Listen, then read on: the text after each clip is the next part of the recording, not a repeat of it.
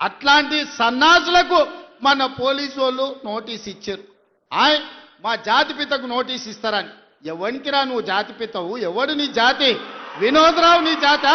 ఎర్రబల్లి దయాకరావు నీ జాత? కుక్కడపల్లి కృష్ణారావు గారు నీ జాత? లేకపోతే తన్నీరు హరీష్ రావు గారు నీ జాత?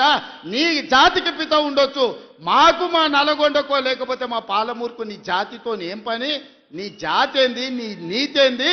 నీలాంటోడు జాతి పితయి పెళ్ళ మొగుడు జోలి పెట్టుకుంటే కూడా ఫోన్ లేనే సన్నాసి నువ్వు జాతి పితవంటే ఎవడన్నా ఉంటే ఆత్మహత్య చేసుకుంటాడు, బాయిలో దుంకి చచ్చిపోతారు. సిగ్గుతోని తల వంచుకోవాలి.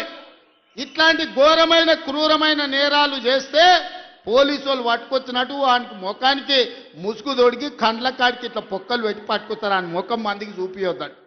మన పోలీసు వాళ్ళు పిలిచినప్పుడు హరీష్ రావును కేటీఆర్ని అందరినీ ముఖానికి ముసుగు తొడిగి పట్టుకొచ్చేది ఉండే, లేకపోతే ముఖానికి మసి ఊసి పట్టుకొచ్చి పోలీసుల ముందర పెట్టేది ఉండే.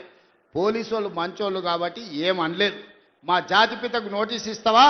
మా జాతిపితకు నోటీస్ ఇస్తే తెలంగాణ సమాజానికి అంత ఇచ్చినట్టే అంటాడు. అట్లనే అనుకుందాం. ఒకవేళ మీకు నోటీస్ ఇస్తే తెలంగాణ సమాజానికి ఇచ్చినట్టే అంటున్నావు కదా, మరి నీ జన్వాడలో ఉన్న ఫామ్ హౌస్ మా తెలంగాణ ప్రజలదా? నీకు నోటీస్ ఇస్తే మరి తెలంగాణ అందరికి ఇచ్చినట్టయితే నీకున్న ఎర్రవల్లి ఫామ్ హౌస్ తెలంగాణ సమాజం అందరికి ఇస్తావా?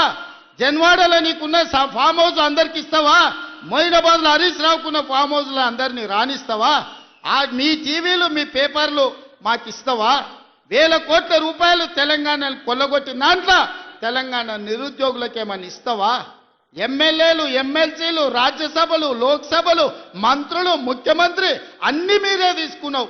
తెలంగాణ సమాజానికి ఇచ్చినవా? ఒక్క శ్రీకాంతాచారి తెలంగాణ కోసం ప్రాణత్యాగం చేస్తే శంకరమ్మ ఎక్కడుందో కూడా తెలియదు వాళ్ళ తల్లికి.